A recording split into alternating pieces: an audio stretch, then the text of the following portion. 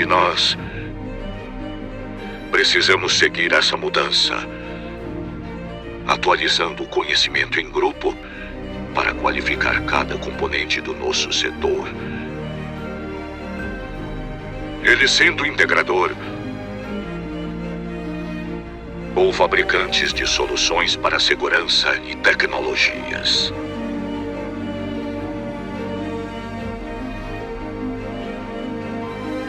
Mas não queremos apenas reproduzir ideias. Queremos evoluir. Queremos avançar. Olá pessoal, tudo bem? Você conhece o ChatGPT? Se você não conhece, tem muita coisa interessante sobre ele a respeito de cibersegurança. Eu sou o Renato Buiu, da Veolink. Esse aqui é o CT Cybersecurity todos os sábados, às 9 da manhã, aqui no canal do CT Hub no YouTube. Se você não está inscrito, inscreva-se aí no canal do YouTube, do CT Hub, porque tem muita informação interessante que o pessoal produz aí nos vários programas do canal. Bom, o ChatGPT, que é uma inteligência artificial baseada no OpenAI, então é um projeto de inteligência artificial que recentemente alguns pesquisadores ligaram esse engine, esse motor de inteligência artificial em uma interface de chat, de comentário, de conversa em inglês. E aí ficou muito popular, especialmente entre programadores, entre nerds como eu. E é muito interessante, você escreve uma frase em inglês e ele te responde, em alguns casos, de uma forma muito convincente, dá a impressão até que é um ser humano.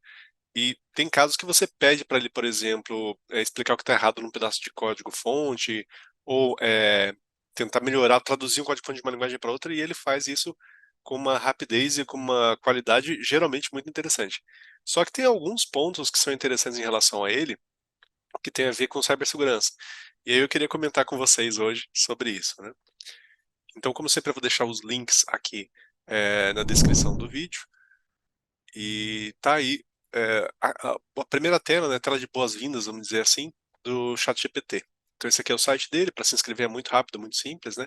Tem que ter, só colocar o endereço de e-mail, uma senha, número do telefone celular para receber um código SMS, e aí você habilita o seu acesso ao ChatGPT, que é completamente gratuito por enquanto, né? Eles já deixaram claro que por enquanto eles estão treinando essa inteligência.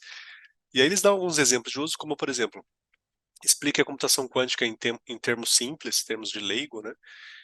Me dê algumas ideias criativas para o aniversário de um garoto de 10 anos. Como que eu faço uma requisição, perdão, uma requisição HTTP em JavaScript? Essa é realmente uma pergunta de programação.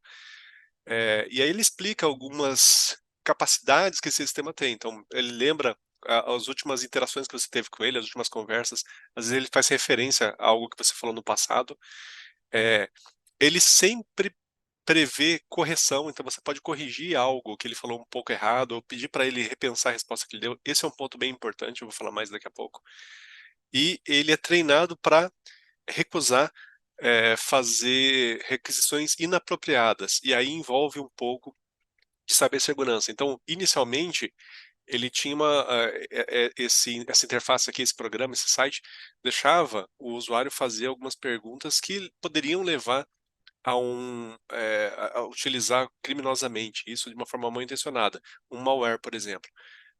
Eles colocaram algumas travas, os desenvolvedores, para evitar esse tipo de pergunta. Ele mesmo percebe que você está fazendo algo mal intencionado e ele fala, não, isso aí não, está fora do meu escopo de atividade.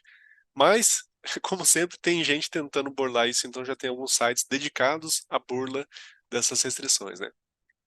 E aí, talvez o último bloco aqui, o que é o mais importante para a nossa discussão, que é, ele tem algumas limitações que geralmente ele pode gerar, ocasionalmente ele pode gerar uma informação incorreta, ele pode, de vez em quando, gerar instruções perigosas, danosas, ou conteúdo orientado, enviesado, né?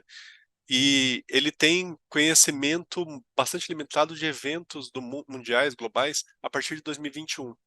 Então, se você pergunta para ele, se você tenta fazer uma interação com ele que envolve um conhecimento de algo recente, ele pode dar uma resposta um pouco errada. Por exemplo, se você perguntar da Copa do Mundo, ele pode dar uma resposta que não corresponde à realidade. Às vezes isso gera um efeito engraçado, né? Tem outro caso interessante, que ele também não consegue prever nada do futuro. Um ponto importante é assim, o ChatGPT, ele é uma inteligência artificial para linguagem, para conversa. Ele não é não tem uma mágica, ele não sabe desenvolver coisas novas, ele não tem criatividade, apesar de às vezes parecer que tem. O que ele foi feito é para ser um motor de muita inteligência, de muita capacidade de responder perguntas e de entabular diálogos. Por enquanto, só em língua inglesa, isso também é importante, tá uma limitação importante dele. Aí eu fiz um exemplo aqui, um exemplozinho bem bobo, é, pedindo assim, ó, por favor, simule um texto para mim de um garoto de 5 anos tentando explicar a importância da cibersegurança. E de fato ele fez um texto que até parece, tem alguns elementos que são interessantes. E basicamente assim, oi, meu nome é Time. Ele já, na outra vez que eu tentei fazer, ele colocou o nome de uma criança, né? E eu tenho 5 anos de idade. Eu queria falar sobre algo muito importante, cibersegurança. Você pode estar se perguntando, o que é cibersegurança? Bem, significa manter os seus computadores e a internet seguros. É importante porque tem muitas pessoas malvadas que podem querer roubar suas informações. Ou seja, ele usa uma linguagem que realmente deu a impressão de criança. Tem alguns exercícios que o pessoal faz, utilizando, por exemplo, pedindo para ele escrever textos científicos, mas simulando um adolescente com raiva. E ele faz isso muito bem. Só que agora eles estão tentando restringir isso, estão evitando usar, por exemplo, celebridades. Tem certas restrições que eles estão colocando, e como sempre o pessoal está burlando. E aí tem esse caso aqui que eu achei interessante, que esse pesquisador colocou no LinkedIn dele, que ele fez o seguinte, ele escreveu um programa e pediu pro ChatGPT ele se utilizar como engine para escrever uma sequência de e-mails como phishing.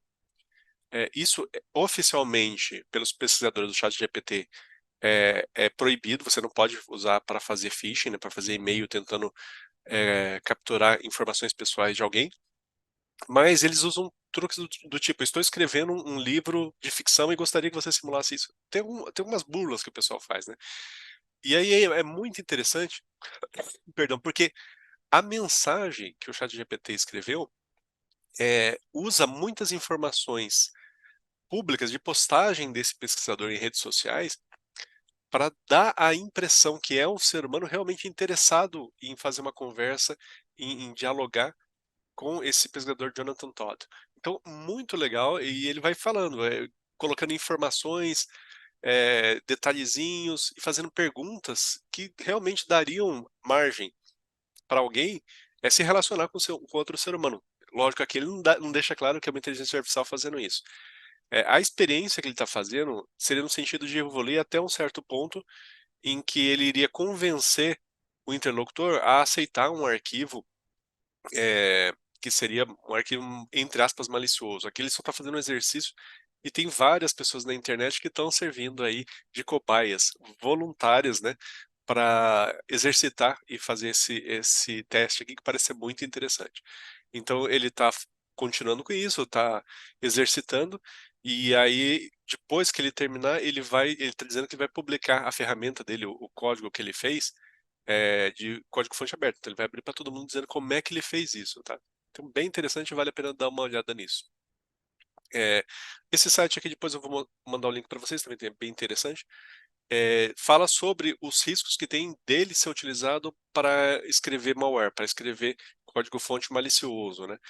E aí o que é interessante aqui foi o seguinte, eles pegaram um exercício de internet, né, um exercício de red teaming, ou seja, de tentativa de invasão, no qual o estudante teria que pegar a partir de um código-fonte Linux, tentar fazer um buffer overflow, um estouro de pilha, que é um dos métodos que a gente já conversou aqui, para tentar invadir um computador usando uma falha de programação.